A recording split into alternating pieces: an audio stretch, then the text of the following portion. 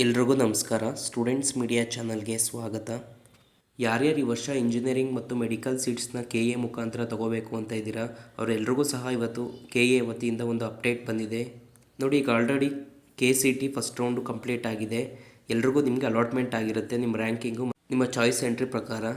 ನೋಡಿ, ಈಗ CET second ರೌಂಡ್ನ start ಮಾಡೋ ಬಗ್ಗೆ ಸರ್ಕ್ಯುಲರ್ ಬಂದಿದೆ ಇವತ್ತು KA ವೆಬ್ಸೈಟಿಂದ.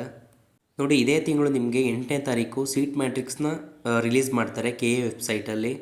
ಯಾವ ಕಾಲೇಜಸಲ್ಲಿ ಯಾವ ಬ್ರ್ಯಾಂಚ್ಗೆ ಎಷ್ಟೆಷ್ಟು ಸೀಟ್ಸ್ಗಳ ಅವೈಲಬಿಲಿಟಿ ಅನ್ನೋದನ್ನ ನಿಮಗೆ 8ನೇ ತಾರೀಕು ಅನೌನ್ಸ್ ಮಾಡ್ತಾರೆ. ಅದರ ಪ್ರಕಾರ ನಿಮ್ಮ ಚಾಯ್ಸ್ ಎಂಟ್ರಿಲಿ ಏನಾದ್ರು ಎಡಿಟ್ ಮಾಡೋಗಿದ್ರೆ ಮಾಡ್ಕೋಬಹುದಾಗಿರುತ್ತೆ. ನಿಮಗೆ ಕಾಸ್ಟ್ ಆ್ಯಂಡ್ ಡೆಪಾಸಿಟ್ಸ್ ಮಾಡೋಕ್ಕೆ 9ನೇ ತಾರೀಕಿಂದ 11ನೇ ತಾರೀಕುವರೆಗೆ ನಿಮಗೆ ಟೈಮಿಂಗ್ಸ್ನ ಕೊಡ್ತಾ ಇದ್ದಾರೆ. ಆನಂತರ ಮೇನ್ ಇಂಪಾರ್ಟೆಂಟು ನೋಡಿ, rearrangement of options, modify or delete, reorder of options.